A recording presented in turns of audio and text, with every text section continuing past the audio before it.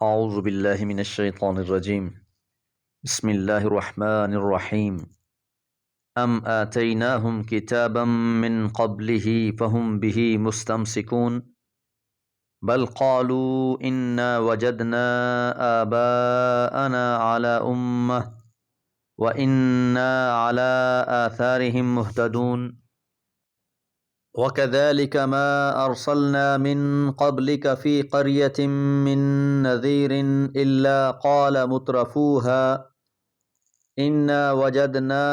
آباءنا على أمة وإنا على آثارهم مقتدون قال أولو جئتكم بأهدى مما وجدتم عليه آباءكم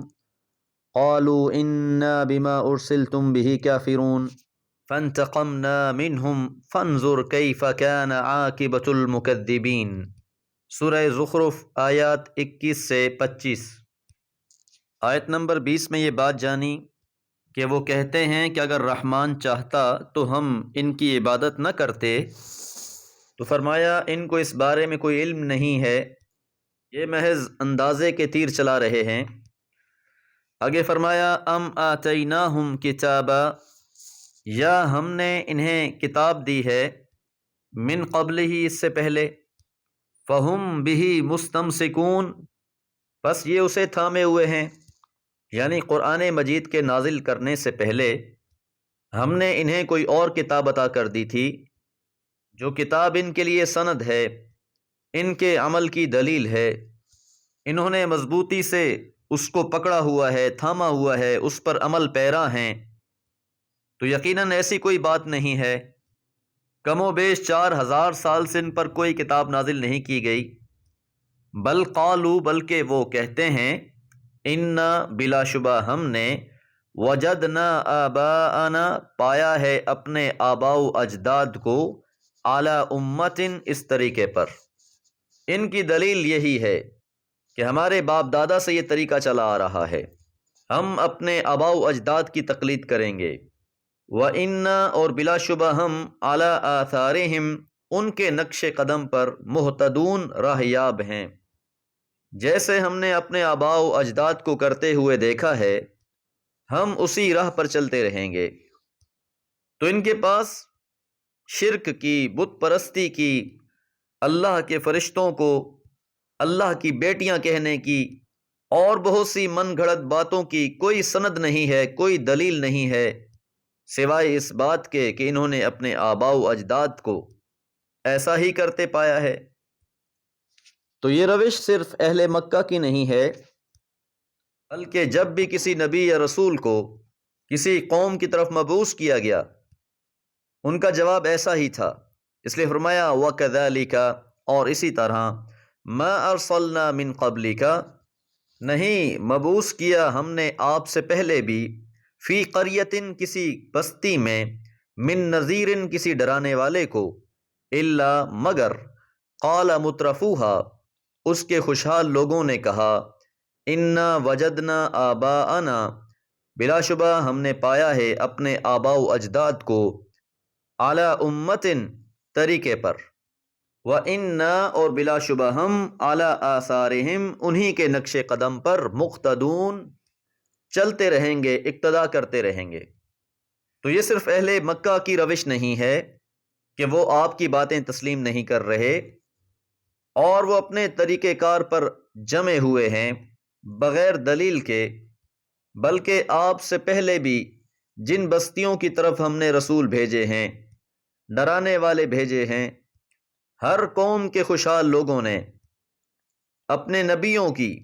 اپنے ڈرانے والوں کی اتباع نہیں کی، اور سب کی دلیل یہی تھی، سب کی سند یہی تھی کہ جس طریقے پر ہم نے اپنے آباء و اجداد کو پایا ہے، ہم تو اسی کی اتباع کرنے والے ہیں، ہم تو انہی کی راہ پر چلنے والے ہیں، ہم اپنے باپ دادا کے دین کو نہیں چھوڑ سکتے۔ اولا، تو جواب میں اس ڈرانے والے نے کہا، اولو جئتکم، اگرچہ میں لے آیا ہوں تمہارے پاس، بِأَہْدَى، زیادہ ہدایت بخش طریقہ،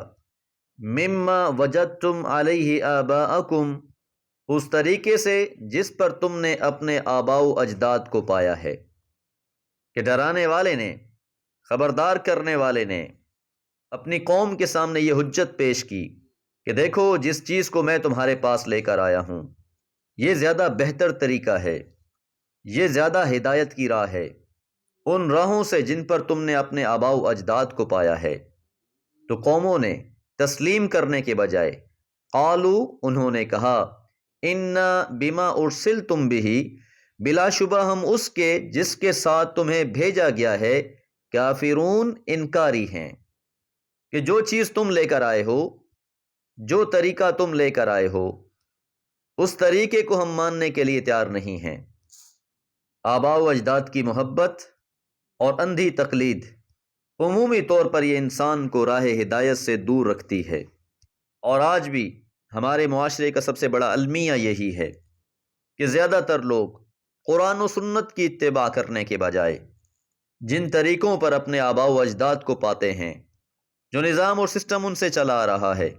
جو رسم و رواج ان کی طرف سے ملے ہیں، ان کو قائم و دائم رکھنے پر جڑے ہوئے ہیں، قطع نظر کہ ان کا کوئی ثبوت، ان کی کوئی دلیل، ان کی کوئی سند قرآن سے ملتی ہے یا نہیں، سنت رسول سے بھی اس کا کوئی ثبوت ہے یا نہیں، بس دلیل یہی ہے ہمارے بڑے کرتے آ رہے ہیں۔ تو یاد رکھیے، حجت اور دلیل، برہان کامل اللہ کی کتاب ہے، پیغمبر علیہ الصلوۃ والسلام کی تعلیمات ہیں۔ خاندان غلط ہو سکتے ہیں، قوم بلادریاں غلط ہو سکتی ہیں، فرقے اور جماعتیں غلط ہو سکتی ہیں، پر اللہ کا کلام سچا ہے، صحیح ہے۔ حضور علیہ الصلوۃ والسلام کی تعلیمات سچی ہیں۔ ہم اپنے اپنے فرقوں کو، اپنے اپنے خاندانوں کو، اپنی رسم و رواج کو قرآن و سنت پر پرکھیں گے۔